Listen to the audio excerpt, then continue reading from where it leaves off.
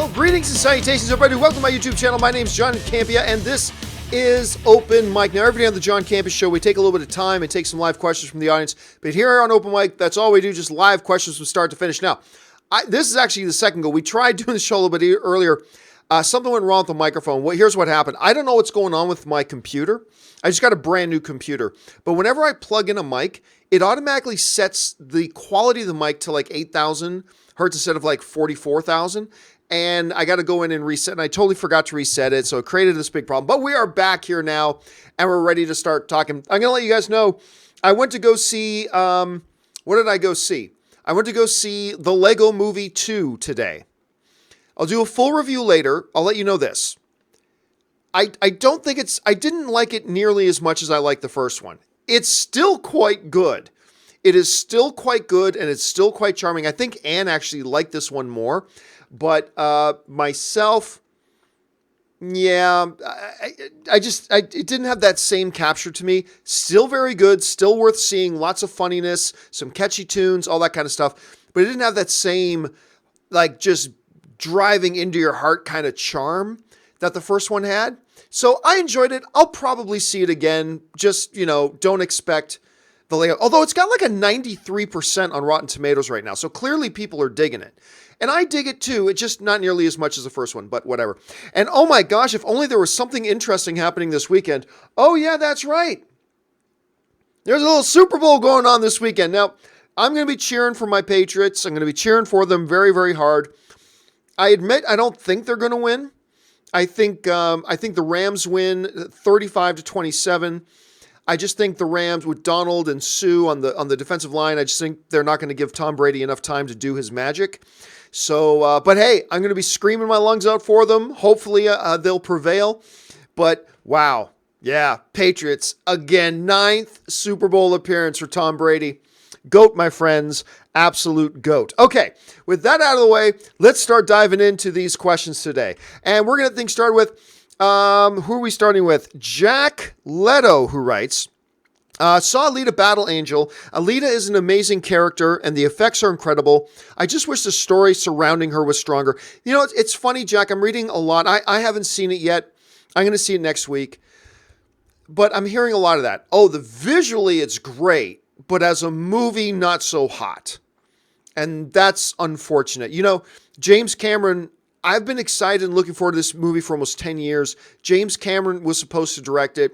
Then he didn't. Robert Rodriguez came in to direct instead because James Cameron's working on 85 Avatar sequels. So, yeah, that's exactly what I was afraid of hearing. It's great visually because James Cameron's technology's in there. Not so good story. Yeah, if you don't start with a good story, I don't know how much I'm going to enjoy it. But who knows? Maybe I'll be pleasantly surprised. Static Space Sean writes, you will fight for that special lady in your life. I'm not talking about Lois. Every boy's special lady is his mother from Lex. Yeah, that's a great moment in Man of Steel. That, again, or Batman versus Superman, I should say. Again, I think Batman versus Superman was a good movie. Now, I know a lot of people hate it, and that's fine. And I certainly don't think it was anywhere near as good as Man of Steel. I think Man of Steel was vastly superior to Batman versus Superman. But I still think Batman versus Superman gets a little bit of a bad rap. I still enjoy the film. It has its problems. Absolutely it does. I'm not denying that. But it's little moments like that, Static Space, that gives the movie a lot more heart than I think people give it credit for. But anyway, that's at least what you and I think. Other people have different opinions, and that's totally fine. Let's see. Rafael Estrada writes, have you seen the Hollywood Reporter article that claims that Gunn was offered a Superman movie? Like, what? Wasn't Superman off plans? That intrigues me. Yeah, see, the way I interpret that, some people interpret that as, oh, Warner Brothers is planning a Superman movie. That's not what I got out of that. What I got out of that was, remember, every studio was lining up to offer James Gunn whatever he wanted to do. Like, once his relationship with Disney ended, thanks Disney, but once his relationship with Disney ended, every studio, we know Paramount, Universal, Fox, still operating as Fox, was offering him stuff. I mean, and of course, Warner Brothers, they were lining up. What I think this was really about was that, hey, look, James Gunn, you can do whatever you want. Hell, you want to do Superman? We don't even have plans for a Superman movie. But if you want to do Superman, we'll do Superman. I mean, that's how much everybody was trying to get James Gunn. And then James Gunn ultimately landed on doing Suicide Squad. And I think it's going to be fun to see. All right. Tenmaya writes, which movie franchise has the best CGI work yet? Hard to say, because then you're asking about CGI work today versus the best CGI work for its time. Because, I mean, the Star Wars prequels, as much as I don't like the Star Wars prequels, their visual effects were so far ahead of everything else everybody was doing at the time that it's laughable. It's laughable. So if we're gonna construct the question that way, I'm gonna say the Star Wars prequels, they were just so universes beyond what everybody else was doing that I'm gonna go with that. James Welsh writes, why did Fox greenlight a $150 to $200 million manga adaptation while all previous manga adaptations have bombed? Can Alita make money given its mixed reviews? Well, I'll tell you why.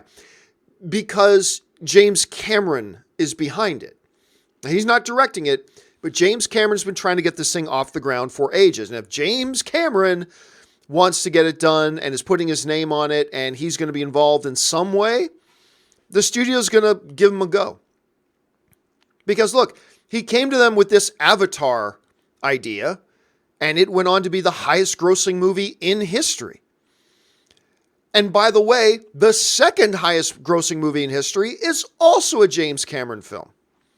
So if James Cameron comes to your studio that's made you billions of dollars, and he goes, we should do this, then you go, okay. Now, unfortunately, he's not directing it. But yeah, I mean, that's a big thing. It's because James Cameron was the one pushing. He's been trying to get it done for a long time. So that's why they greenlit the movie. Let's see what the results are. We'll have to wait and see. All right. Zelda Ninja writes, hey, John, who is the best Star Wars villain after Darth Vader? I would say the Emperor Palpatine is the best villain in the series. By the way, there are a lot of people. I mean, to me, Darth Vader is the greatest cinematic villain ever, period, and stop. Not just Star Wars, like best cinematic villain ever is Darth Vader. But be very clear about this. There's a lot of people who think the Emperor is the greatest villain in Star Wars. Like not even Vader, but the Emperor himself. So if you're going to ask besides Vader, hell, some people would say the Emperor anyway, even including Vader. So I'm definitely going to side with these people and say, if you're going to take Vader out of it, oh yeah, it's absolutely Palpatine. It's absolutely Palpatine. And there are some great villains, Boba Fett and Grand Moff Tarkin. I mean, there are lots of good ones, but it's definitely Vader and Palpatine. It's definitely those two. All right. Angus Dustagear writes, hey, John, hope you remembered to hit record. No, I didn't not record. I got to hit stream. See, when I'm doing the show live, I got to hit stream. When I'm recording a show for a companion video, I got to hit record, and I accidentally hit stream instead of record, and I lost the companion video and blah, blah, blah. Anyway, hey, John, I hope you remember to hit record. Nope, stream. I did hit stream. We've all had those days. But what are your thoughts on Joker being rewritten while filming? See, everybody's making way too much out of this. Everybody's making way too much out of this. So for those of you who don't know what he's talking about, Zazie Beetz, who's in the new Joker movie, she was giving an interview and talking, and she kind of says flippantly out of hand, so we were rewriting the whole movie like every day. They're rewriting pages to do that night. And everybody's taken that one comment that a B-level actor in a movie said off the cuff and have built this erroneous construct that the entire Joker movie was rewritten from start to, and it wasn't. It wasn't. Look, there are a lot of movie sets where the writers are there because the director has an idea, and instead of just writing himself, he gets the writers to pen out ideas and blah, blah, blah. That's nothing really new. Their story didn't change, but how they could best execute the scenes they needed to reach their story goals, yeah, they massaged and finessed them and worked on them as they go. It's really not that unusual. They didn't rewrite the entire plot and rewrite the script. See, people have taken that comment from Zazie Beetz and gone way too wild with it. And it is completely, as a guy who's been on a lot of these movie sets, I'm going to tell you, it is not highly unusual for the writers to be there on set and, director has, hey, we're supposed to be shooting this scene tonight. I thought what can make it more effective is if we did this, and the writers start writing that. They still end up at the same place. It's still the same story. They're still doing everything the same. They're just going to do something different with the scene to get them there. It's really not a big deal. And I read nothing in that should get anybody alarmed. But some people take what Zazie Beetz said in an offhanded comment. It was like, oh my gosh, it was chaos. No, it wasn't chaos. It's really not all that unusual. I'm not going to say it's the normal thing, but it's really not all that unusual. So that's my thoughts on that. Orange Hand writes, saw season 1 of Deadwood. Didn't click for me like most other HBO shows do, but Ian McShane was amazing. Have you seen him in American Gods? Yeah, to me, Deadwood is vastly superior to American Gods, but I did quite like American Gods season 1. There's been its own entire set of drama going on with that movie, or with season 2 and trying to get go, but it's going to be here soon if it's not already out. I don't think it's out yet, but it's coming soon. I enjoyed American Gods season 1. But I am one of those guys that I actually thought Deadwood. I am actually one of those guys that thought Deadwood was much better. Yeah, Deadwood was and I was very, very late to the game on Deadwood. I mean, I think it was only about 3 years ago, maybe a little bit more than that I actually watched it. And I was instantly hooked. And you're right, Ian McShane is crazy good in that. One of my favorite television characters ever. Is his character in that. So, yeah. Anyway, ZOMG Ruler writes, Mark Hughes says Ben doesn't have one left on his contract. He did. So whatever Mark's great. Mark's a really good film journalist in this business. I know for a fact that he did. He may not now. I mean, that one film option may have lapsed.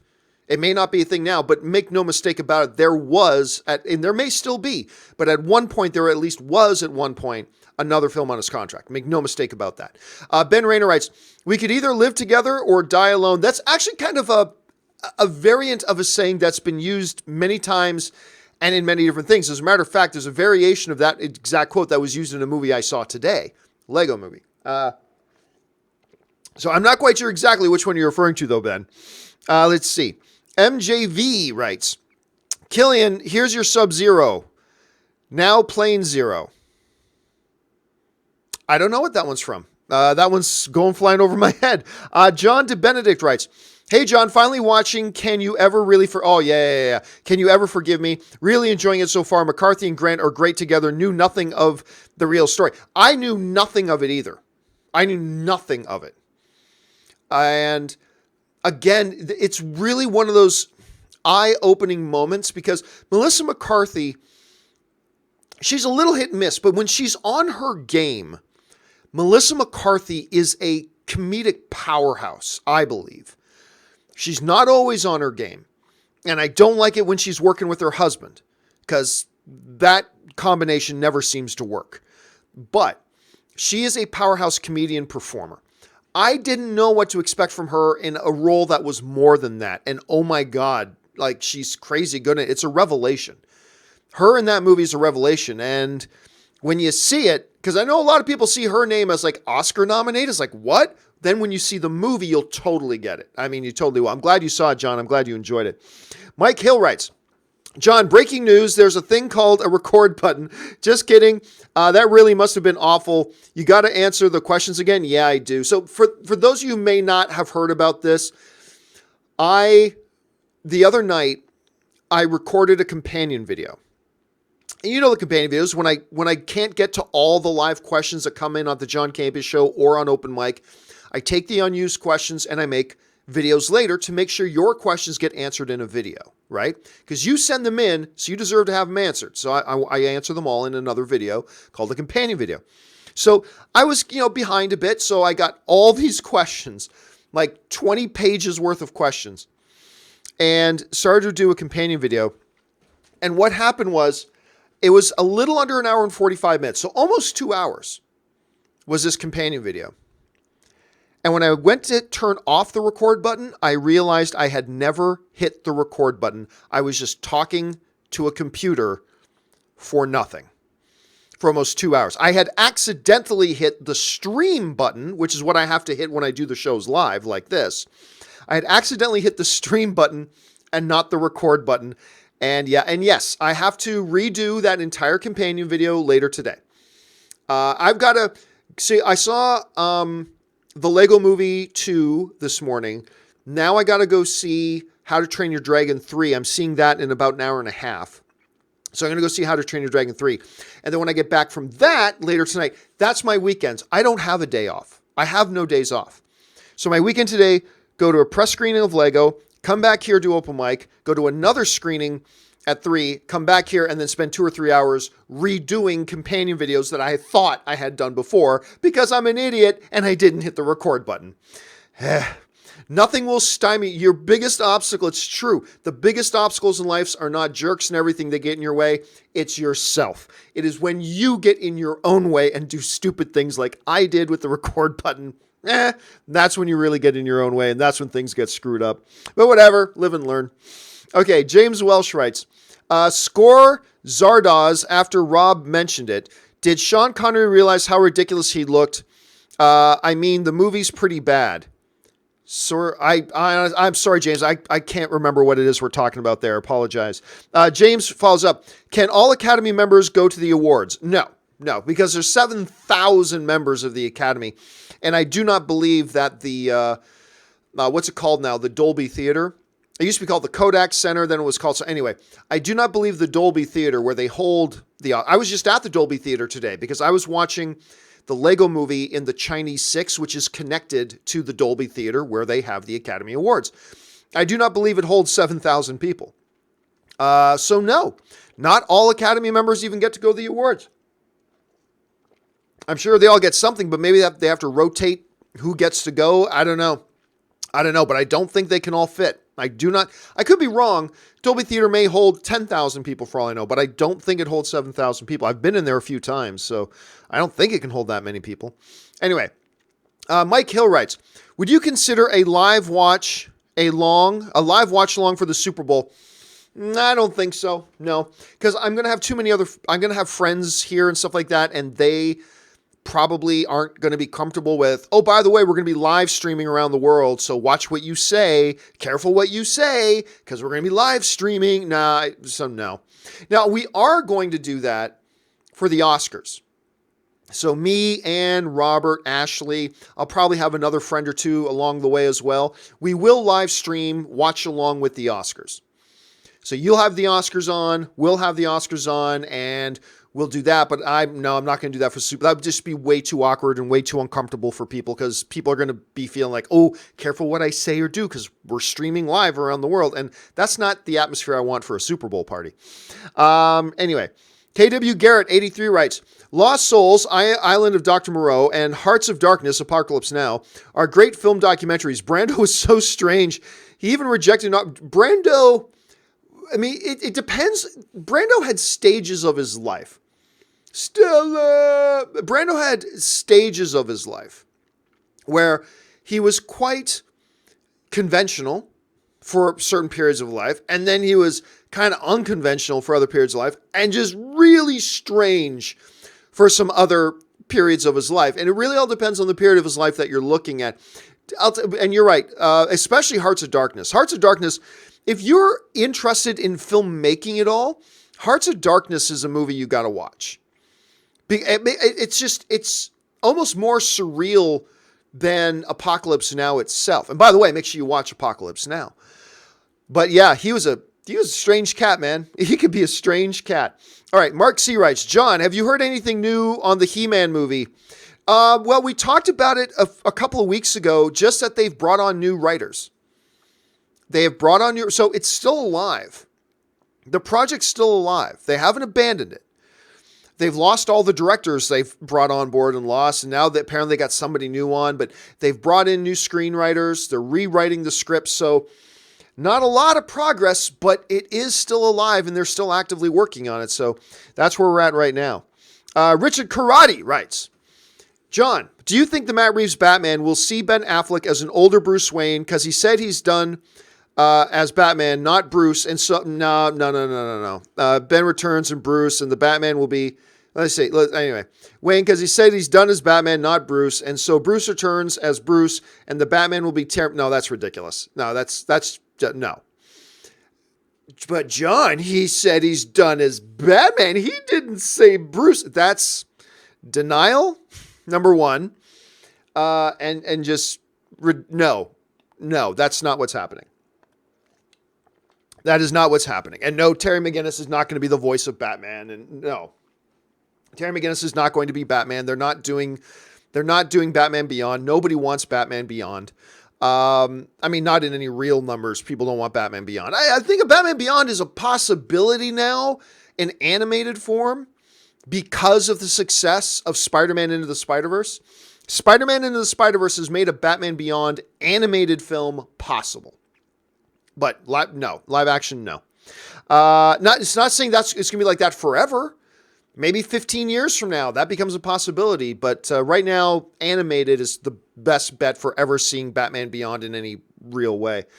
Jay Bling writes, between Vin Diesel, Dwayne Johnson, and Jason Statham in Fast and Furious, we've had any two of them share screen time together in the series, but never all three of them. I want and need Fast 10 to rectify that. Well, here's the problem, Jay Bling, is that if Dwayne Johnson and Vin Diesel don't get their shit together, you're never going to see that scene. Right, as of right now, Dwayne Johnson and Vin Diesel do not get along. To the point that when making Fast 8, they had to structure it in such a way to make sure the two of them never had to be on set together at the same time. That's how bad it got. Now, the two of them could never even be on set together. So, now, of course, The Rock is out of 9. They're doing their own thing. I mean, look, I still think it's possible for them to all get back together for 10. But some bridges got to get unburnt. Because I think they burned some bridges between themselves. And I do hope they fix it. Because these are two of my favorite guys in the movies. I love Vin Diesel. I love Dwayne "The Rock" Johnson. I hope they can patch those fences. I hope they can. But I don't know. I wouldn't hold my breath at this point. But here's hoping. Fingers crossed, Jay. Fingers crossed indeed, my friend. All right. Gerard Quinata writes, in your opinion, how great does the score of a movie affect each scene moment in a film? When Simba walks up Pride Rock in the end of Lion King and the music starts playing, I always get choked up. Different scenes, Gerald, require different things, right?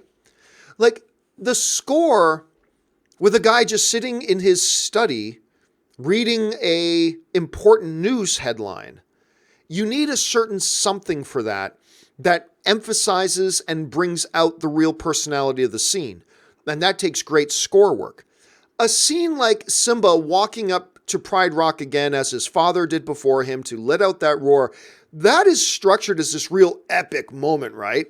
And so the score is made in a kind of an epic way, and it kind of puts the spotlight on the score. What I have found, Gerald, is that the most impressive sound work or score work is when this spotlight is not on the score.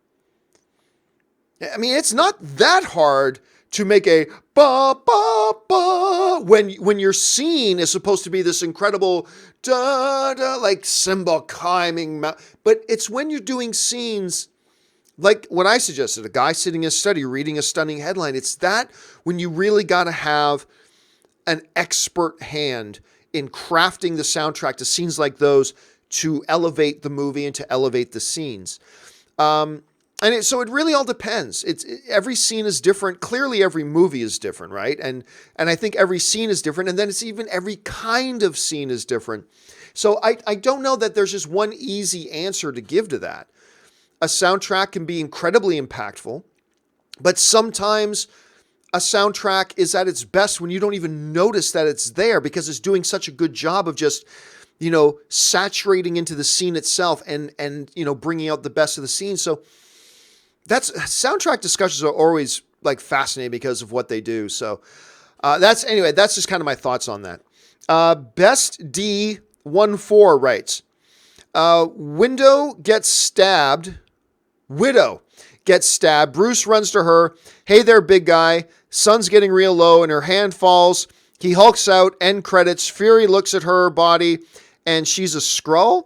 Also, Quicksilver and Yondu come back. Well, Robert and I have already talked about this. I don't believe anybody's a Skrull in Avengers. I think the Skrull, and I don't know this, I'm not breaking any news here. This is just me as a fan giving my thoughts. I think people, oh my gosh, in Captain Marvel there are Skrulls. That means Skrulls are all over the MCU. I don't think so. I think the Skrull problem gets solved in Captain Marvel.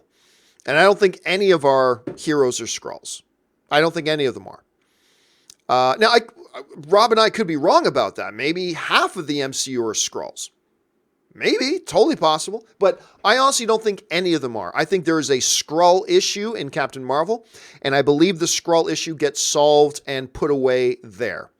And I think that wraps up the Skrull issue. Now, as far as Quicksilver and Yondu, it's possible, man. Like, here's the thing. Both Rob and I believe that, at least I'm starting to believe, that in Endgame, the snap is not getting undone, but rather an entire new reality is reset. Reality itself will be reset. An alternate timeline, if you will. And in that, not only will all the snapped away people come back, I believe that opens the door for almost everybody coming back. Now, I mentioned Yondu the other day, and one of you guys in the live chat brought up a really good point. You know, Dave Bautista, he wants out because of the way Disney treated James Gunn. Well, you know who's even closer to James Gunn than Dave Bautista? Yondu, right? Michael Rooker is even closer to James Gunn than Dave Bautista. Would he even be willing to come back? That's a great, and I'm not saying, I haven't heard anything. I'm not saying yes or no. But I believe it's a question that's got to be thought about. Could you even get Rooker back? I'm not sure you can. So I would give a 30% chance that Quicksilver comes back, maybe a 10% chance that Yondu comes back. So I don't know. We'll have to wait and see. All right. Mark C. writes, it's too bad the best two teams won't be playing in the no foul leagues big game. Go say, well, I mean, number one, the best team is playing in the Super Bowl, and that's the Patriots. They are the best team. And look, I think whichever team won, and you know, my heart goes out. Ann and I were out having dinner last night at Universal Studios Hollywood, and the waiter was talking to us, and he's from a New Orleans guy. He's from New Orleans, and he's a big New Orleans Saints, and he and I just, look, the Saints got screwed. There's no doubt about it. The Chiefs just got beat. They got beat. But the Saints got screwed. There's no other way around it. And I live in LA, so I was kind of cheering for LA. I mean, I love Drew Brees and I love the Saints. But I was kind of cheering for LA because I'm in LA. It'd be cool for the town I'm living in to have their team in the Super Bowl. But, man, they got screwed. Like, not even close. Not even... It was... They got screwed, man. It was almost as bad as the Montreal screw job when the WWE screwed over Bret the Hitman Hart. It was awful. And I feel real bad. I feel awful for New Orleans Saints fans. Because it should be the Saints versus the Patriots, not the Rams versus the Patriots. Rams lost that game. Because that helmet-to-helmet pass interference, unnecessary roughness call gets made, the game's over. Game's over. Saints win. But I mean, I don't know what you do about it at this point. So the best team is there, and that's the Patriots. But my heart really does go out to New Orleans fans. Richard Karate writes, what are your thoughts on the new Shaft movie coming with both Samuel Jackson, Richard Roundtree, and a younger guy who plays Samuel's son, and another Shaft? So there will be 3 generations of Shafts in this. I mean, I'll be honest with you, I don't know for sure that's even still happening. Let me just see here. I'm not even positive, because I remember when we talked about the news when they cast the younger version. Oh, no, it's still coming. Actually, it is still coming. Yeah, it's completely in post-production now. It's in post-production now. It still has Samuel Jackson as the top billed guy, but I can't remember who the actor is that they're getting to play his son. I mean, what are my thoughts on it? I don't know. I mean, Samuel L. Jackson's or Shaft, I should say, as great as Samuel L. Jackson is, it wasn't the best. So, I don't know. It's an interesting idea. Trying to bring in 3 different generations and all that kind of stuff. It's an interesting notion. But am I excited for it?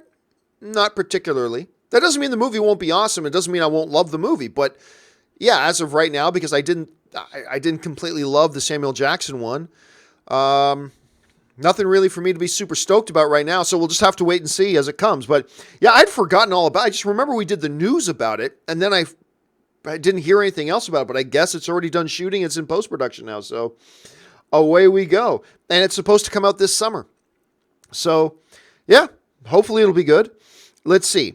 Jay Bling writes, the next stage in Fast and Furious Superhuman Evolution is a formula or a narcotic that grants enhanced strength, speed, and adrenaline, street-named humans, like human nos, like what they use in the cars. I mean, no, the next one, they're already doing Superhuman now in Hobbs and Shaw with Idris Elba's character having superpowers. The next one is clearly outer space. That's if they don't take Fast and the Furious 10, like who knows where Fast and Furious 9 is going to be.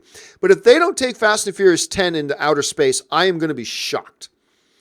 Absolutely shocked if they don't take that into outer space. That's probably human nos is a nifty idea.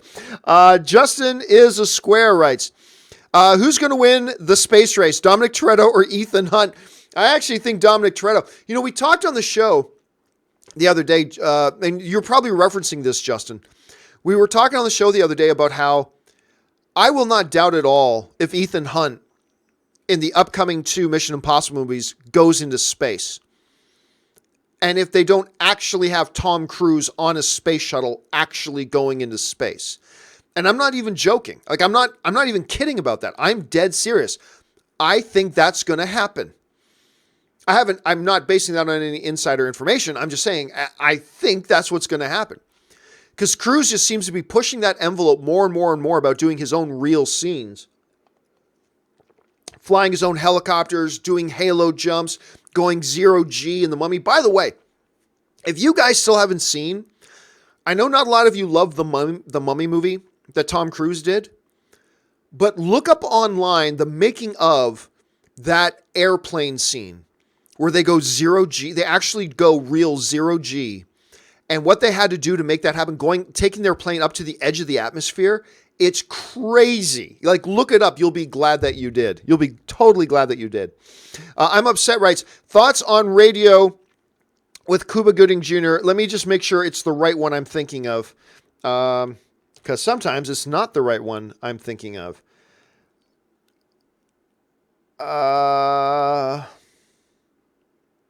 Hold on a second. Let me just see here. I'm not quite sure. You know what? I don't think it's the one I was thinking of. Because the one I was thinking of was like in the early 2000s and had Ed Harris. And I don't think that's the one. Hold on a second. Oh, no, wait. Time out. That is the one. Oh, my God. Okay, that is the one. I can't tell you. It's because honestly, I saw this movie. I know I saw this movie, but it had to have been at least 15 years ago.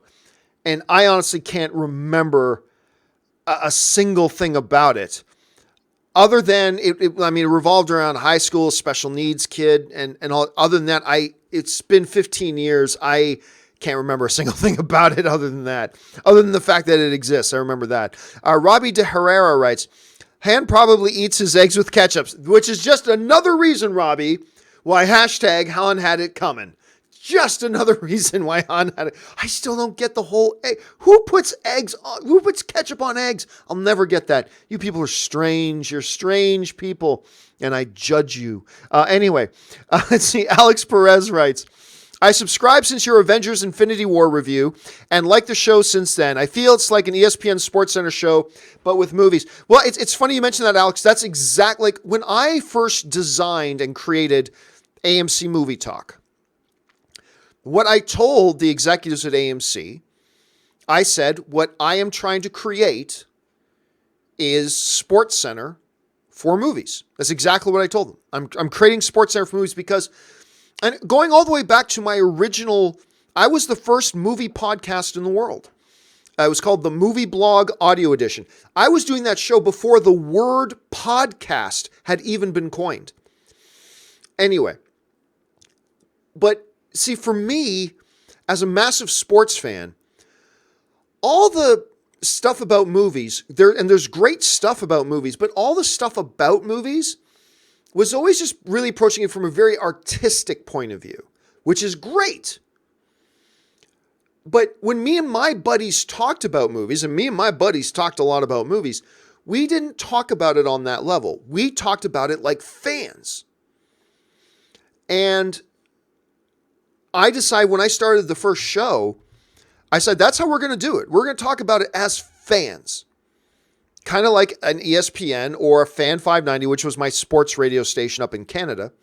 And the great Bob McCowan. For those of you Canadian, you know who I'm talking about. Bob McCowan is still doing it.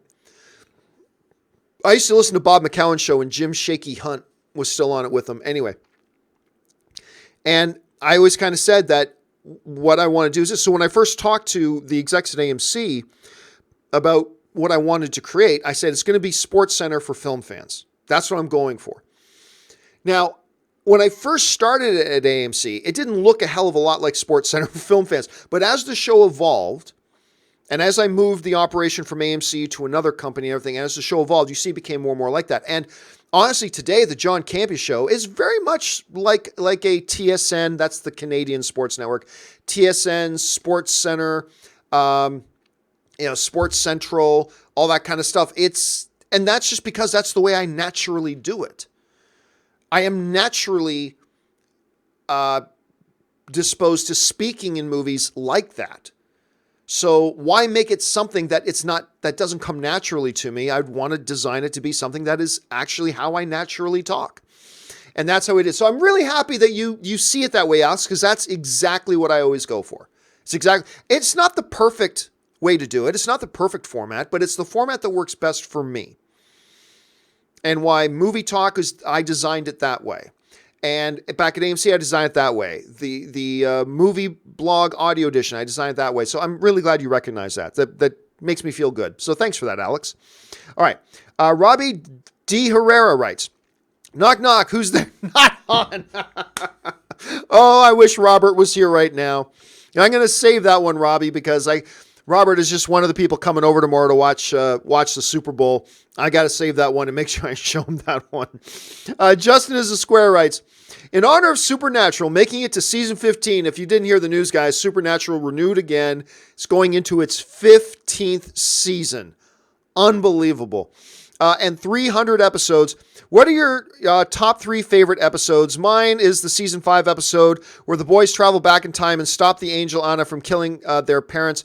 I can't do, Justin, what are your top 5? I can't do top 5, top 3 questions in a format like this. I would need to sit down, take time, write out some things. I just can't do that. So I'll tell you some things off the top of my head, but if I was to actually sit down and make a top 5 list or a top 3 list, it may look totally different than any of this. I certainly love the first appearance of Crowley. And the first appearance of Crowley, one of the best episodes ever. I just love that episode.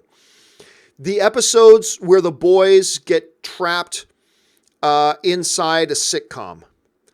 That is, for all of its own reasons, amazing.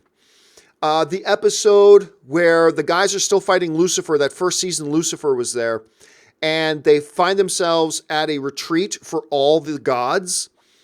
Like from every walk of faith, all the gods were there, and Lucifer was showing up, killing all the gods. That was a great episode. So I can't really say off the top of my head, like if I actually made a list, it may not look anything like that. And that's why I generally don't take top 5, top 3 kind of questions, because I can't give a real answer. I I would need time to sit down and do it. But those are a couple of the episodes that totally popped to mind. And crazy, 15 episodes, 15 seasons, 15 seasons. It's insane, man. Let's see. Richard Karate writes, better horror director, Wes Craven or John Carpenter? Your thoughts? Oh, I mean, I don't really know. Look, both of them have done great things. Both of them have done a couple things not so great, but I'm going to lean towards Carpenter. Just because in the pantheon of all the films that these guys have made, there's just a couple of Carpenter ones that stand head and shoulders above.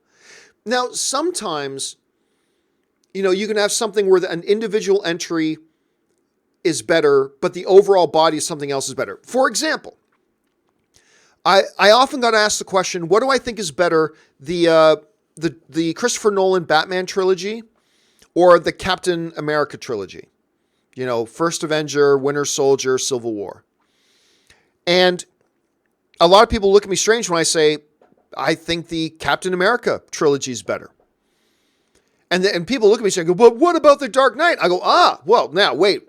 If you want to ask me which movie is the best individual movie out of those 6 films, the 3 Batman and the 3 Captain America ones, I think The Dark Knight probably takes a top spot. But overall, when you add up the totality of the 3 films, I think the Captain America one is the superior product. By ever so little. But if you're asking me which is the best single movie, probably The Dark Knight. For me, with Wes Craven and John Carpenter, I mean, their legacies are very different, but in many ways very similar. To me, it's going to be those 1 or 2 films that does put it over the edge for me.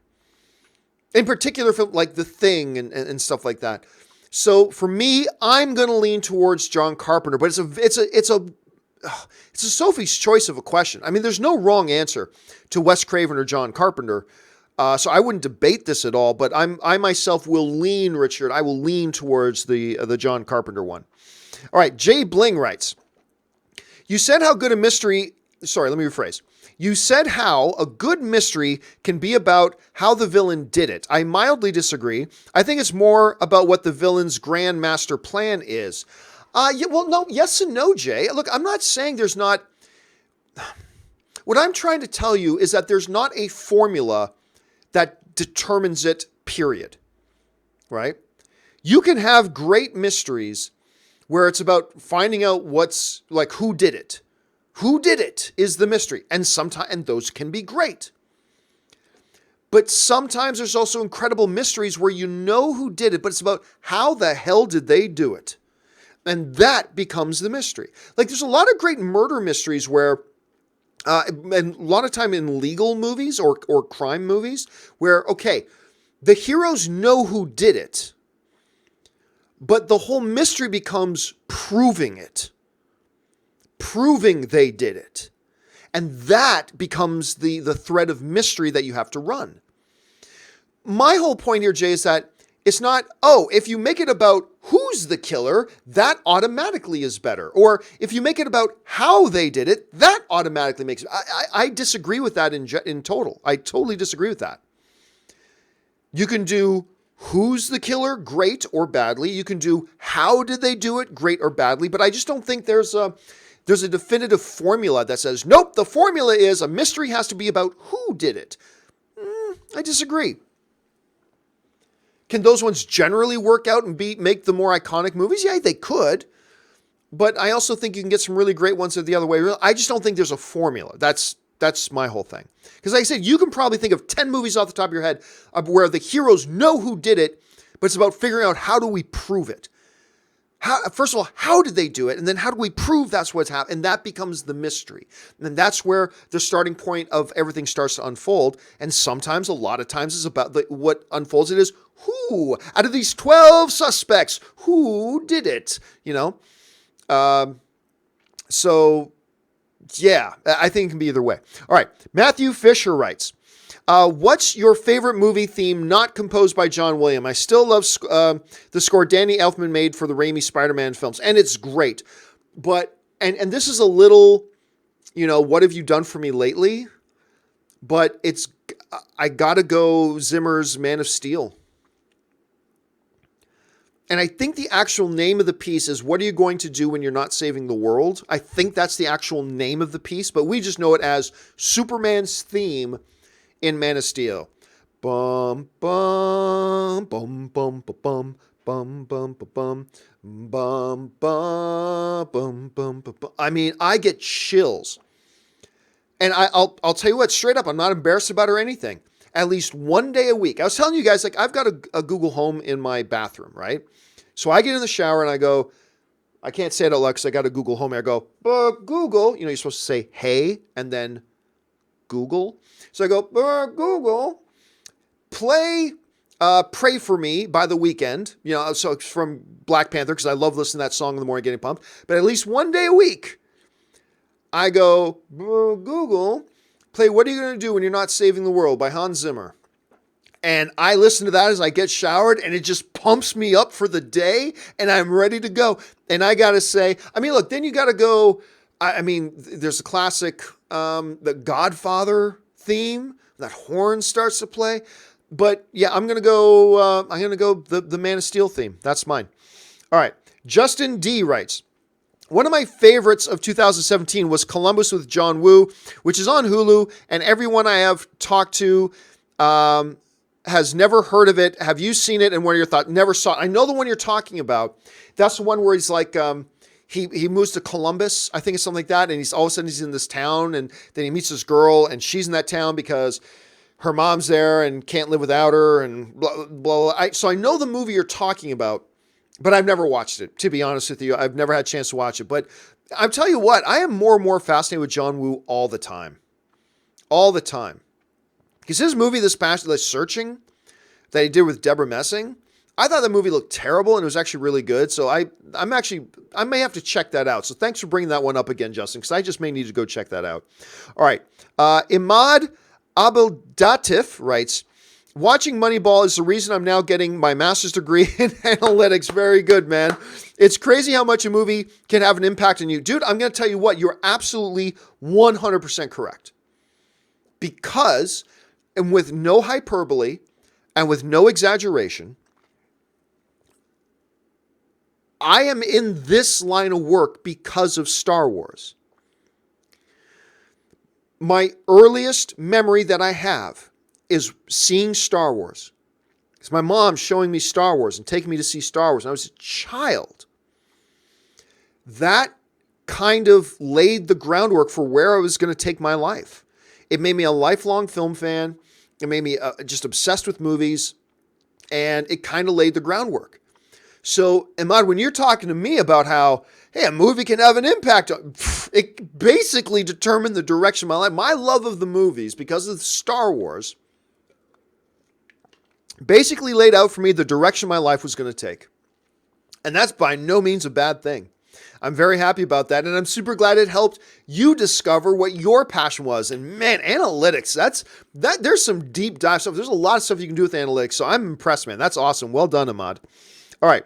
Martin Veluk writes, thoughts on Married with Children, the TV show, one of my favorite comedy shows. Also, the girls they starred on that show were the hottest of the hot. Well, look, everybody loved Married with Children. I think it was,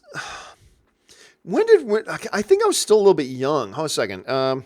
When did Married with Children air? 1987. So yeah, I remember when it was still out, I was still young enough that my mom didn't really want me watching that show, but it's so funny. And now, what's the guy, the lead, is it Ed O'Neill? The guy, yeah, it was Ed O'Neill who starred in that. And he's awesome and not with Married with Children. He's awesome now in Modern Family. I think I like him even more in Modern Family.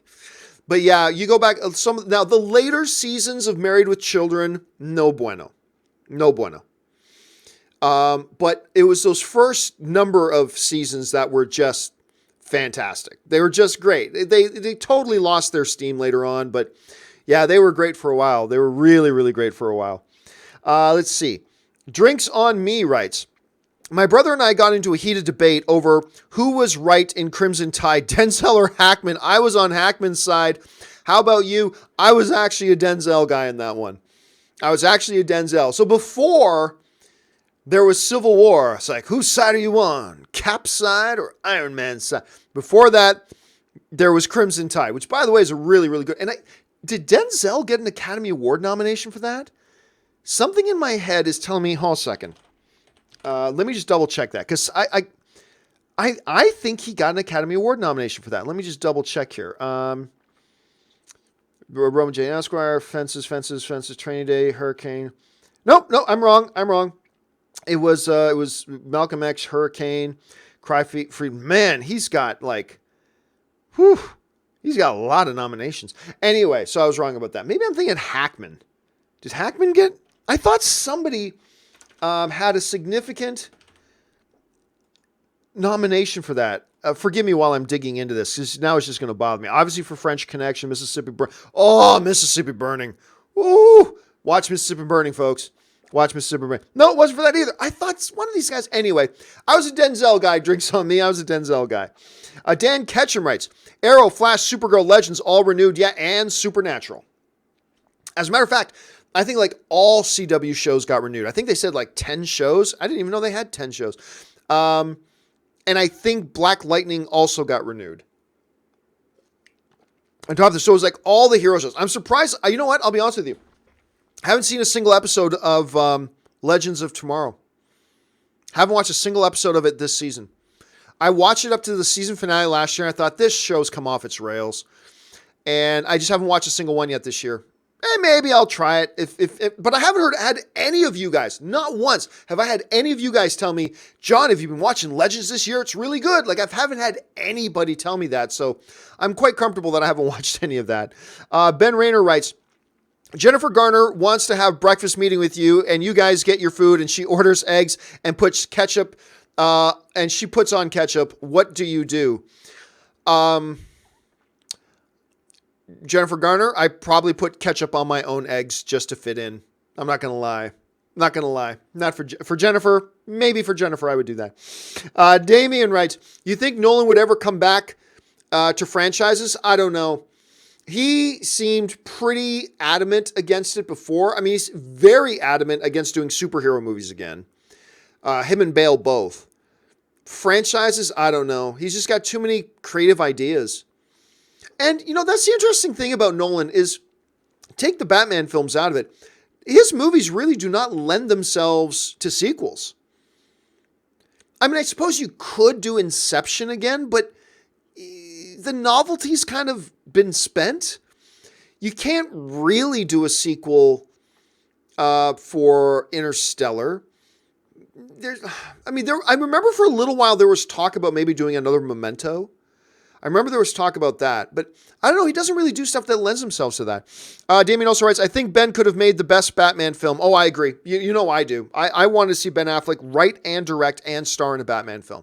I was dying for that. Absolutely dying for that. And look, don't get me wrong. Matt Reeves is going to do a great job. I have all the faith in the world in Matt Reeves whenever he actually decides to work on it. Because he's been stalling and working on other things for almost 2 years now. But I think Matt Reeves, if it can't be Ben Affleck, Matt Reeves is a great guy to do it. And I'm sure he's going to give us a really good film one way or the other. But yeah, I've always wanted Ben Affleck one, man, for sure. Evil Eye writes, do you think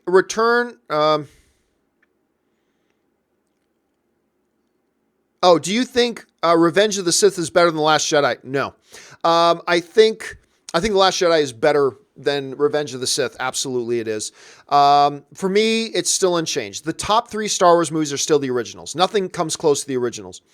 After you get the originals, then for me, it's, well, first of all, at the top are the originals. At the bottom are all the prequels. And in the middle, it's The Force Awakens, Rogue One, Solo, and The Last Jedi. So I have Last Jedi above all the prequels, and that includes Revenge of the Sith. Revenge of the Sith, to me, is, the way I describe Revenge of the Sith, is that is the least offensive of the prequels. Still offensive, but the least offensive of all the prequels. Marie Seafring writes, over under 10, we see free cameo in Endgame. You know, that's the thing. A lot of people, somebody else asked me the other day, Marie, about whether we could see Loki and Thor's mom back. It's possible. I mean, we could see Odin back. We could see Asgard back. I believe Asgard is going to be back. I know they destroyed it, but if they're resetting reality, I think that also means Asgard could be back. And 10% is a good line. You know what? I'll still take under on 10. I'll still take under, but not a lot under. But I'll take the under on 10, but I do think it's a possibility. Aussie Nerd writes, Into the Spider-Verse is not only easily the best Spider-Man movie, it's also the best looking animated movie from the past 10 years. I don't. Look, I'll be totally frank with you. I'm still not totally stoked about the animation style. Look, I love Spider-Man and the Spider-Verse, but I'm still not a real big fan of the visual style. It grew on me. It worked for me, but I'm still not the biggest fan of the visual style. I'm still not convinced it is easily the best Spider-Man movie either. Sam Raimi's Spider-Man 2 is hard to beat. That's hard to beat. I'm not sitting here saying that Spider-Man 2 is better than Spider-Man and the Spider-Verse, but I mean, I'm going to need more time to marinate on Spider-Verse, but I'll tell you right now, in no way would I say that Spider-Man and the Spider-Verse is easily the best Spider-Man. No way. No way. Spider-Man 2 is just too good. It's just too good and maybe better than it. Probably better than it. But I'm not going to say it's easily that. And if that's how you feel, that's cool. I support that. That's just not how I feel at the moment. But it's so good, man. Spider-Verse is so good. I'm Upset writes, do you think Tyrese liked Hobbs and Shaw trailer? I bet you Tyrese hasn't even watched it. I mean, and you know what? I don't know. Look, I don't follow Tyrese on social media. I don't know if he's actually said anything about the Hobbs and Shaw trailer. But what his publicists and the people who work for him should be clawing his phone out of his hands and pinning him down and keeping his mouth shut. Tyrese needs to keep his head down and just keep his mouth shut. That's all he's got to do. All that ridiculous drama that he created between him and The Rock, it will go under the bridge. It will fade away as long as he keeps his head down and just stays quiet about it. Talk about anything else he wants to talk about. He should not be making any comments about the Hobbs and Shaw movie, because the moment he does, it's just going to open it all back up again. He needs to stay quiet on this. And I'm not saying that as a Tyrese hater. I'm saying that's what he needs to do.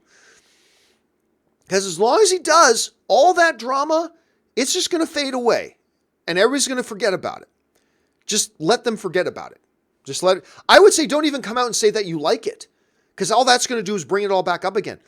You know, because anyway, that's the way I think about that. Ladislav writes, U.S. and Russia stepped away from nuclear deal. Are we doomed? No idea.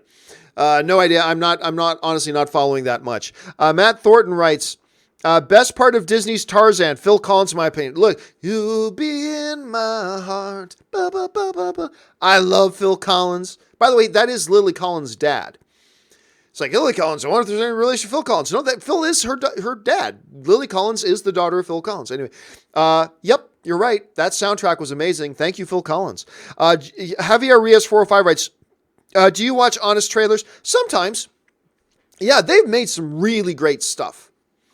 But I don't subscribe to the channel. I don't watch every single one that they put out. No, but I've seen a bunch of them, and I think they're very, very good. I'm really talented. Like, I probably watch more how it should have ended than I watch honest trailers. But yeah, they're very good. They're really, really good. Very clever, very sharp. And Javier Reyes writes, do you watch Cinemasins? Not really. No problem with Cinemasins. I have zero problem with Cinemasins. I've seen a few of their videos back in the day, but no, I don't actually watch them much. But then again, that's not me saying anything negative. It's just, there's lots of stuff I don't watch because I just don't have time. Daniel Luna writes, hey, John, love the show. Keep up the good work. Question, out of all the X-Men related movies, what is your all-time favorite Magneto scene? Oh, it's the first one. The ridiculously, Bryan Singer directed the very first scene of X-Men, man. It's one of the most powerful openings to any movie ever. It's that opening scene at the concentration camp as a young Magneto, a young Eric, is being dragged away from his family and his mutant powers manifest. It's just gasp inspiring. Like, it's amazing. It's absolutely amazing. Still my favorite one. Still my favorite one to this day. Hands of Stone writes, favorite Alfred, Gal Kane or Irons? I gotta go Michael Caine. I thought Jeremy Irons was a very good Alfred, but Michael Caine, I just think he got Alfred, you know? And I think he gave us the Alfred I always kind of pictured. And I mean, all three of them have their benefits. I like them all, but for me, it's the Michael Caine one. All right. Ben Rayner writes, even though it's a bad movie, X-Men Origins Wolverine has a kick-ass opening with Logan and Sabretooth fighting in wars. Oh, no, it's true. It does.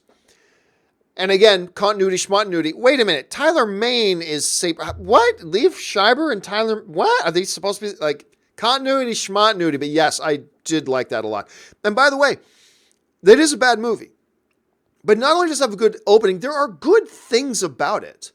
There are good elements of it. For instance, Ryan Reynolds' Deadpool, before they zipped up his mouth and all that kind of stuff, was a really cool character in it. I liked Wade, the Wade character.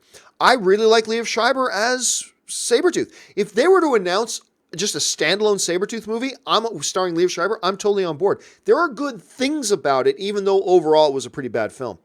All right, Marie Seifring writes, John, including theater and home viewings, which three movies have you watched the most over the years? Thanks and love the show. Well, the real answer are Mystery Men and Galaxy Quest. Because for a very, very long time, those are just I like to have the TV on quietly when I go to sleep. Because it just helps turn my brain off. If there's something playing, it disengages my brain. I get to I don't think about anything. I just hear the words coming in and I drift off to sleep. And for about 2 years straight, every night when I go to bed, I would either pop on Mystery Men or Galaxy Quest. Why those two films? I love both of those films, but why those two specifically? I don't know. I think it's because I just know those movies so well. My mind doesn't engage with the movie. I just hear the words and it just turns my brain off. So really speaking, those are the two that I've probably seen more than anything else. SJ writes, Javier Bardem in Dune. Yes, he's playing one of the Fremen. He's playing a Fremen warrior. This cast, man, just keeps getting bigger and bigger and better and better. They just announced the other day Oscar Isaac was in. We got Timothée Chalamet in there. We got Skarsgård in there. Rebecca Ferguson's in there. It's just, wow. Dave Bautista's in there, and now you've added Javier Bardem, which is just insane. This cast is turning in one of the stupidest talented stack casts we've seen in a while. James Bonner writes, hey, John, that show your studio's producing that got picked up by Netflix. Hey, Queen. Yep, that is one of the shows that we produce in our studio. When will it be available to watch? I believe it is already. Just search Hey, Queen, and the spelling of it is the way James wrote it, Qween. Search Hey, Queen Netflix, and you should be able to find it. And if not, it's available on YouTube for people in North America. It's available on YouTube as well. Santez Henderson, by the way, Johnny McGovern, who hosts it, tremendous job doing. I love Johnny. He's just so good at what he does, and a very nice guy to be around too. Santez Henderson writes, where did I go? Okay, Santez Henderson writes, I figured you out, John. You've been telling everyone that there isn't a Skrull threat in Avengers, but only a Skrull would say that. They aren't a threat. John Campea is the Skrull. You figured it out, Santez. You figured it out. No, I mean, look, I don't know why. I don't know why everybody just assumed, oh, there's Skrulls in Captain Marvel. That means half of the Marvel universe today is Skrull. I don't know where that came from. I don't know how that ever got started. I don't know why that ever got started. And who knows? It may very well be the case that we get into Endgame and realize there are Skrulls. Maybe they do, but I just really think they're not going to do that. I really believe they're going to say that there was a Skrull issue in Captain Marvel and the Skrull issue was completed and settled in Captain Marvel. So I don't think we're getting any of them. But as Santez points out, that's something that a Skrull would say. So maybe I'm just misdirecting you. Who knows? Who knows? Maybe I'm a flirkin. Maybe like Goose, I'm a flirkin. Who knows? All right, Santez also follows up with, also, I have a hard time enjoying any of Netflix films. I just can't sit through many. Netflix movies feel like throwaway movies to me. Thanks, Scroll. Look, I feel the exact same way. Now, they have put out a couple of intriguing, obviously everybody's loving Roma. I don't, but most people are, and it's probably going to win Best Picture. Bird Box wasn't bad. I didn't think it was great, but I thought it was pretty good. Bird Box, pretty good. The problem is, for every one Roma and Bird Box, there's 15 or 20 of these like that last Michael Pena one they just put out, which was garbage. Then that one with Forrest Whitaker, which was garbage. Like, for every one or two ones that's not bad, they put out like 20 that are horrible. And it makes it tough to be initially excited about a straight-to-Netflix movie when so many of them are so bad. And I don't know why they get their series stuff so right. Now, yeah, there's the odd Netflix series that isn't very good, but most of the original series that Netflix put out are great. Why can't they do that with their movies? I'm not sure, but it is tough to get excited about them at this point. Let's see. Santez writes, also, I'm officially a Patreon supporter. Go Skrull. Well, thank you. This Skrull wants to thank you, Santez, for being a Patreon supporter. I absolutely appreciate that, man. Eric Saul writes, rewatch Cape Fear on Netflix with De Niro. Might be in my top 3 De Niro performances. Oh, you and me both, man. You and me both. Cape Fear, which also with Nick Nolte as well. Cape Fear is incredible. And actually, one of the all-time great Simpsons episodes was the one when Sideshow Bob was about to get out of prison. And they do a total Cape Fear motif episode. And if you haven't, because I'm sure probably a lot of you have seen the Simpsons episode, but don't get what it is they're doing because it comes from Cape Fear. I know it's an older film. Take Eric's advice. Pardon me, guys. Take Eric's advice. Go check out Cape Fear. You will not regret it. All right. James L.H. writes, hey, John. What's your thoughts on Williams and Star Wars prequels? He made fantastic music despite the films. Duel of the Fates, for example, is at least a top 5. Ooh, top 3 for me. Top 3. I honestly, because there's a lot of great music in Star Wars, but honestly, the only 2 pieces of music in Star Wars that I think I prefer over Duel of the Fates is obviously the Imperial March and the main Star Wars theme. Duel of the Fates is amazing. Absolutely amazing. So, but again, just another example that music won't turn a bad film into a good film, despite the fact that, you know, he did that. But I'm telling you, I still remember the first time I heard Duel of the Fates. It just hit me incredibly hard, and I still have the same reaction whenever I hear it. Bum, bum, bum, bum, bum. And it's not even just the choir. It's not even that. It's just the music. It just makes you feel what the scenes want you to feel. Great. By the way, one of the worst misuses of music ever was in Star Wars Attack of the Clones, when Anakin is searching for his mom and he's driving, and they play Duel of the Fates as he's just driving the speeder bike across the desert. That was bad choice of where to put that music. But in the scene with Maul and everything, that was so perfect. I love that music so much. Let's see. Trevor Johnson writes, I know Thor Dark World gets a lot of flack, but I just listened to the live rendition of its theme by Brian Taylor. Pretty amazing. I haven't listened to that myself. Thor the Dark World, again, I don't think is a terrible movie. But it was a distinct step down. As a matter of fact, I have a friend of mine who has never, just revealed to me recently, that she has never seen any MCU movie ever. But she really wants to get caught up, and she wants to watch Endgame. She's like, where do I got to go? Like, well, there's 20 plus movies. Okay. I said, there's 9 you got to watch. And there's a few you don't need to watch. And you got to start off with the first 3. You got to start off with Iron Man, Captain America, the First Avenger, and Thor. Because that's the foundation of everything that comes after. Then there's about 6 films you need to see, and all the other ones you skip. And one of the ones that I absolutely make her skip is Thor the Dark World. You don't need to see Thor the Dark World. You don't. Again, I don't think it's a total garbage fire, dumpster fire of a movie. I don't. I think it's got some redeeming qualities. The banter between Thor and Loki in it is some of the best.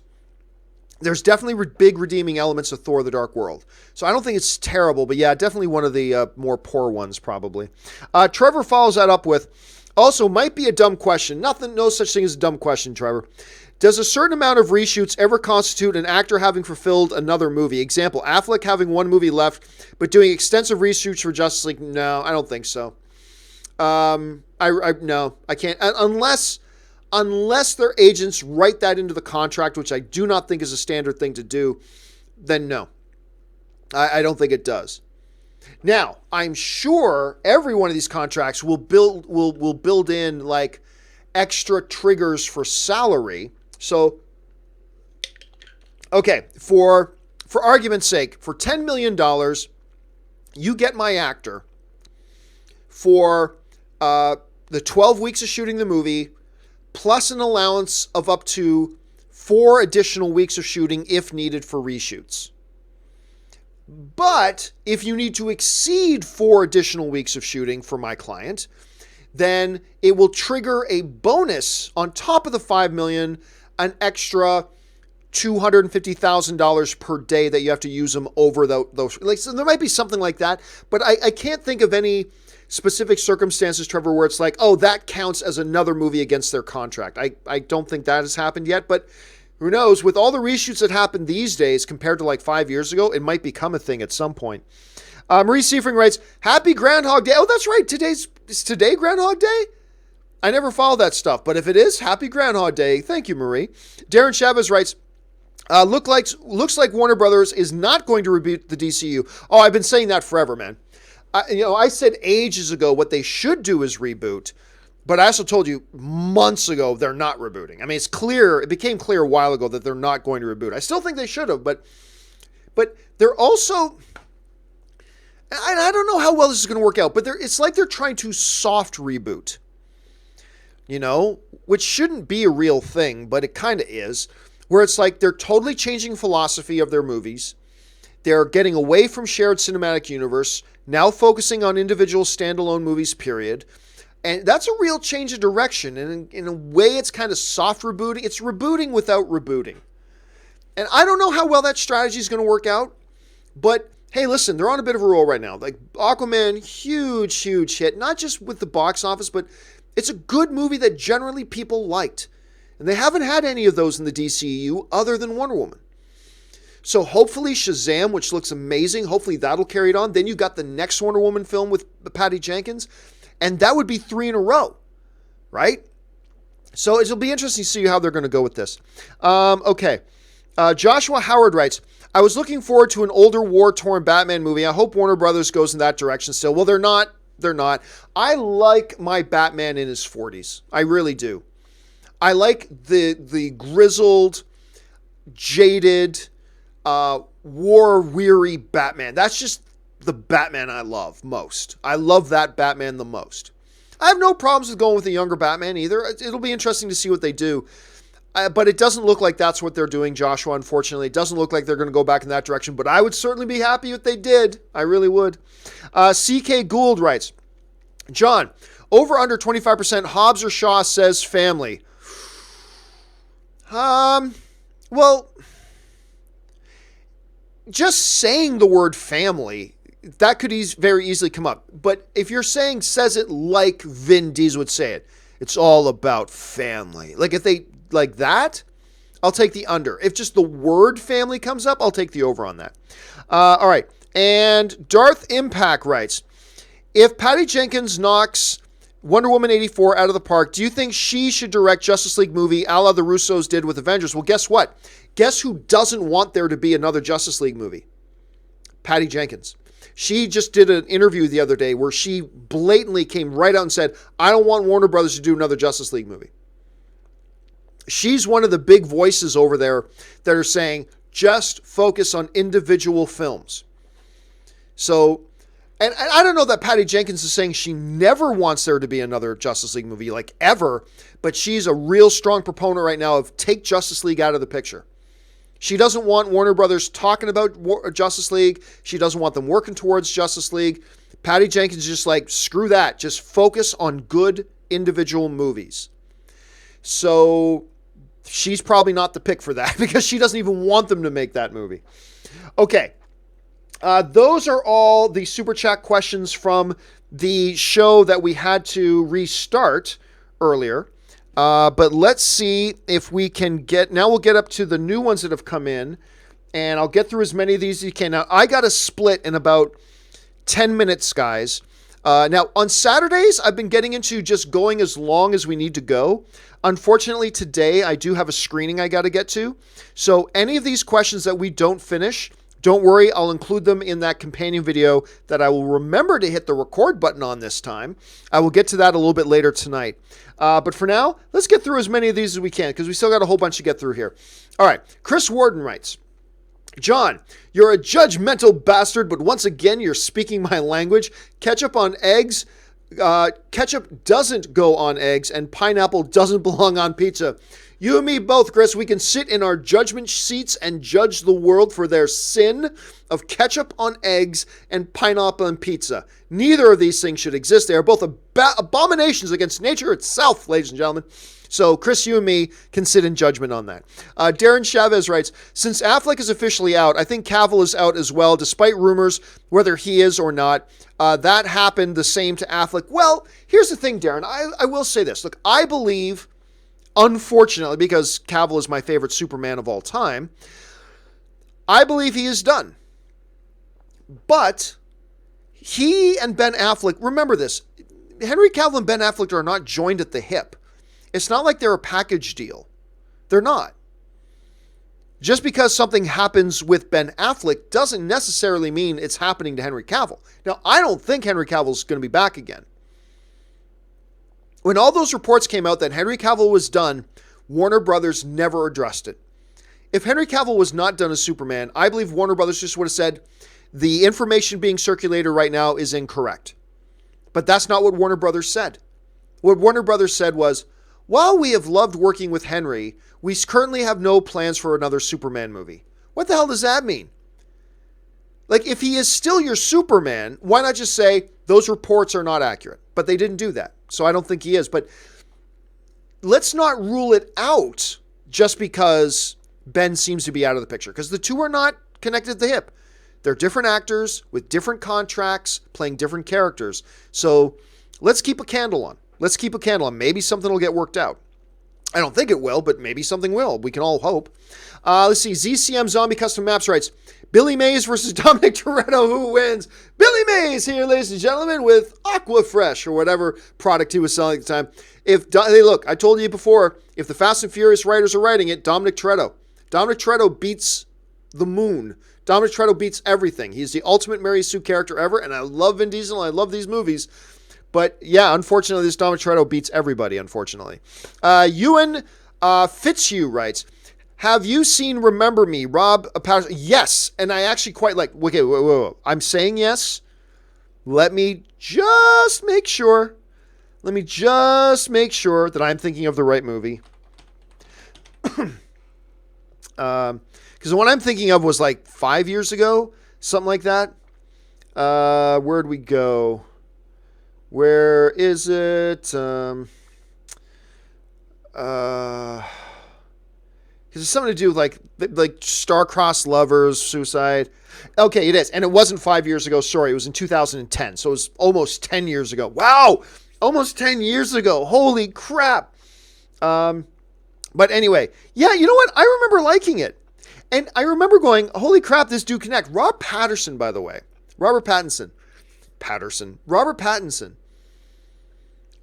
There's still people today who go, oh, he's the guy from Twilight. Oh, I don't like Twilight, so I don't like him. Guess what? Dude can fucking act. This dude's for real. Like, really for real. So take all that Twilight BS and just toss it. This dude can act. Give it a shot. Let's see. Kyle Beckworth writes, are you going to Star Wars Celebration in April? I doubt it. I still love Star Wars. I've kind of given up on Star Wars fandom. it's become too toxic of a place. So I do not believe I'm going to go to Star Wars Celebration in April. No. Patrick Conway writes, John Wick would have Dom Toretto shitting himself. Not if the, nope. If the Fast and Furious producers, which one of them is Vin Diesel, or the Fast and Furious writers are writing it, John Wick will come in, you killed my dog. And Dominic Toretto goes, because he barked at my family. And then John Wick would shoot 55 bullets at him, and Dominic Toretto would block all the bullets with a plastic cup, and then one punch knock out John Wick. That's what would happen if the Fast and Furious guys were writing it. So it all depends on who's writing it, I guess. Zach Lusel writes, hey, John, was in a horrible car accident the other night. Oh, that's awful, Zach. 4 fractured ribs. That does not sound like fun at all. And some whiplash later. Watching your shows is one of the few things that makes me feel better. Keep up the awesome work. Cheers. Zach, look, man, that just sucks. That sucks. I mean, thank God you're still around to write about your 4 fractured ribs. I mean, so thank God for that. But man, fractured ribs is no joke. That is no joke, man. Because that makes it hurt to breathe. So, dude, rest up, heal up, feel better. I hope hanging out with the movie fan community here helps get you through it. Hopefully it doesn't make you laugh too much, because that would hurt like hell. But dude, that just straight up sucks. I'm sorry to hear about that, but I'm glad you're on the road to recovery. Keep healing up, dude, and come back stronger and more kick-ass than ever. So hang in there, dude. All right. Where am I? Naftali Cotter writes, a Fast and Furious 10 is about Han coming back and getting revenge on his former crew for not avenging him. Hashtag justice for Han. Yeah, well, maybe. Wouldn't that be a kick in the teeth, though, if that was what it's about? That would kind of be hilarious. Even I have to admit, that would kind of be hilarious if they did that and they made it all about Han and justice for Han. Hashtag Han had it coming. That's a great idea, man. I like your idea. All right, Dan the Man writes, FFH, mysterious. You mean Far From Home. Guys, please do not write in abbreviations. Just write out the name of the movie, please. Anyway, Far From Home film to be illusioned by Mysterio, and the end will reveal he was showing it to Tobey Maguire, Miles Morales, Spider-Man. Thoughts? No, clearly not. That's not what's going to happen. Yeah, you're not going to get a live-action Miles Morales anytime soon. Not as long as the Marvel and Sony deal are in place. Sony can do whatever they want with animation, but they can't have another live-action Spider-Man, even if it's not named Peter Parker. You can't have that running around while Marvel has a live-action Spider-Man doing his thing. Can't happen, not going to happen, so no. But, I mean, it does open up the imagination about what kind of things could they do in Far From Home, and it's going to be really curious to see. I'm excited to see it, Dan. Angry Irish Benjamin writes, the Ted Bundy movie reminds me of Silence of the Lambs, i.e. the central character is friendly and charming, but actually a monstrous serial killer. Do you think that's the best way to look at it? But, I mean, in some ways, yes, but there's something, by the way, and watch the Ted Bundy tapes. It's the documentary on Ted Bundy on Netflix right now that's directed by the same guy who's directed the upcoming Ted Bundy movie. So, but the difference is that, number one, Ted Bundy was a real guy. Hannibal Lecter, even though a fictitious character, always came across, that suaveness is a little bit creepy to me. There was something so incredibly charming and unassuming about Ted Bundy that just makes it even more spine-chilling. You know what I'm talking about, Benjamin? I mean, there's something about that aspect of him. Because if that guy, who is charming, good-looking, totally unassuming, you never think that out of a guy like that. Whereas maybe you would out of a guy like a Hannibal Lecter, but it's all the more spine-chilling because it could be anybody I know.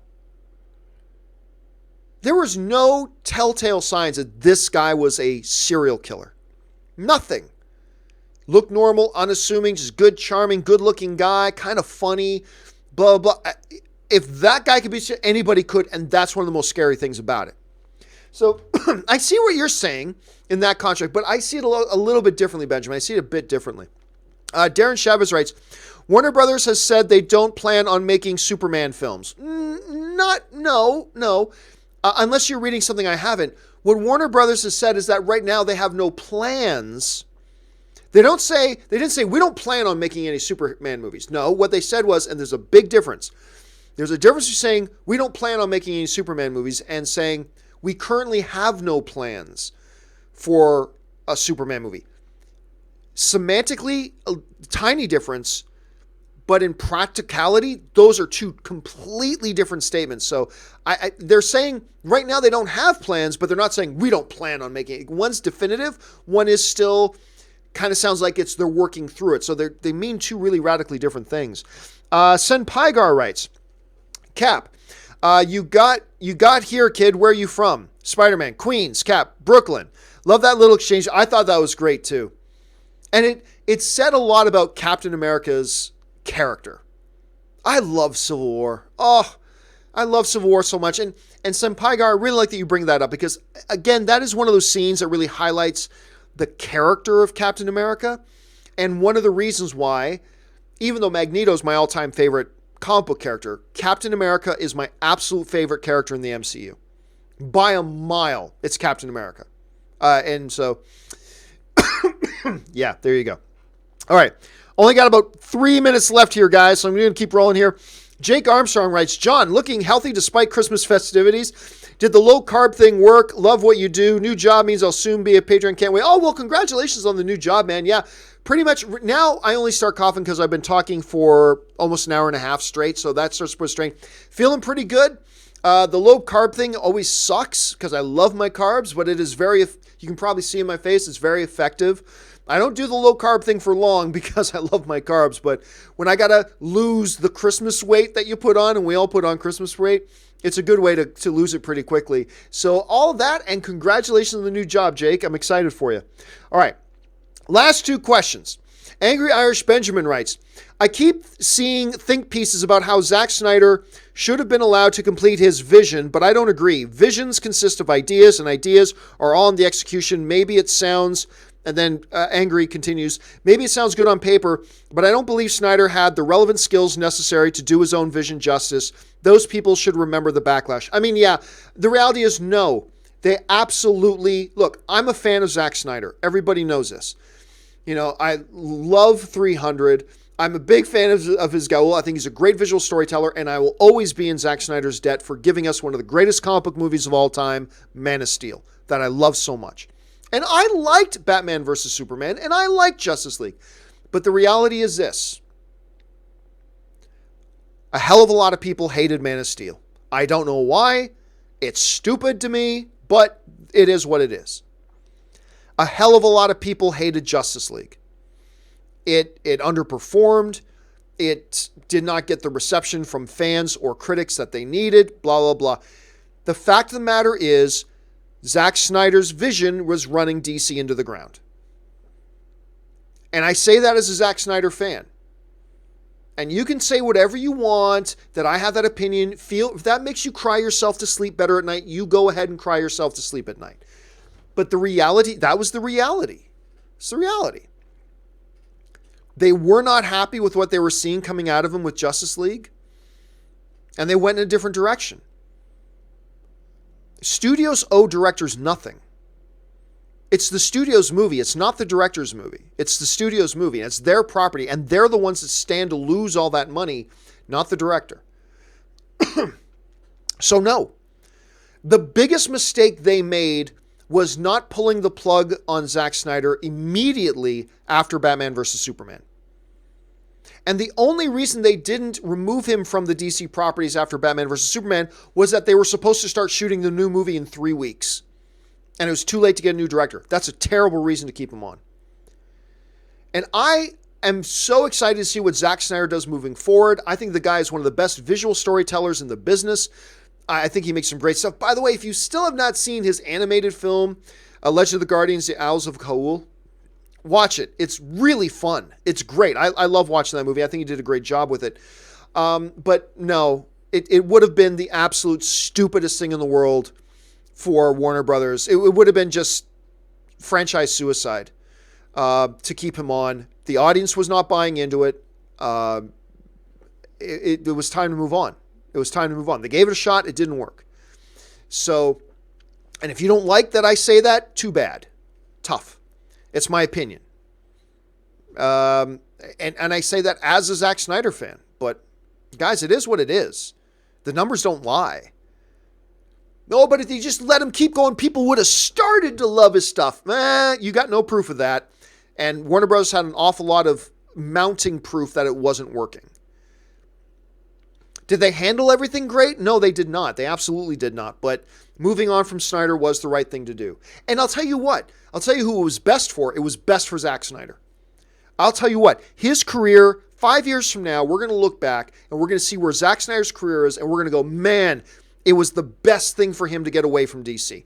That was something that was not working and was not fitting. He moved on from that, and look at how he's growing, and look at how he's shining. 5 years from now, we're going to see Zack Snyder in a really good place, making some really good movies, and we're going to look back and go, whew, it was best for Warner Brothers and DC that him and Warner Brothers separated, but it was also the best thing in the world for Zack Snyder, because now he's really shining. And I think we're going to see that in 5 years. I really do. All right, last question of the day will be from Mandrop, who writes, Raspberry, there's only one who... Oh, that's from Spaceballs. Dark Helen. Raspberry. There's only one who would dare give me the raspberry. Lone Star. Great moment, great moment. I answered that really fast, so I will take one more, but then I got to fly, guys, because my movie starts in 15 minutes. Alex Von Gollum writes, Hey, John, did you like the Hemsworth character in Bad Times at El Royale? I liked a lot of design of this unexpected role in the plot, Excelsior. Oh, I quite liked the movie as a whole, but yes, I did like his character. It was very much a Tarantino kind of character, you know what I'm saying? Well, first of all, Bad Times at the El Royale in general kind of had a bit of a Quentin Tarantino flavor to it. The whole movie had a bit of a Quentin Tarantino flavor to it. But that character in particular felt like he was right out of the pages of a Quentin Tarantino script, and I dug it. I did. I dug it a lot. Really love Jeff Bridges in that movie.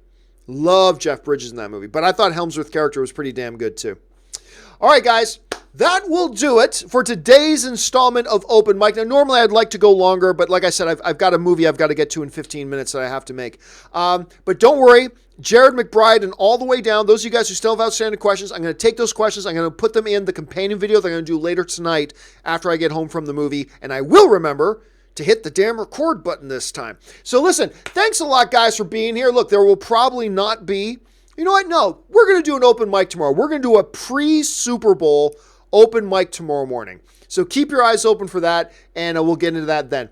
All right, guys, that will do it for me. Thanks so much for being here. My name's John Campea, and until next time, bye-bye.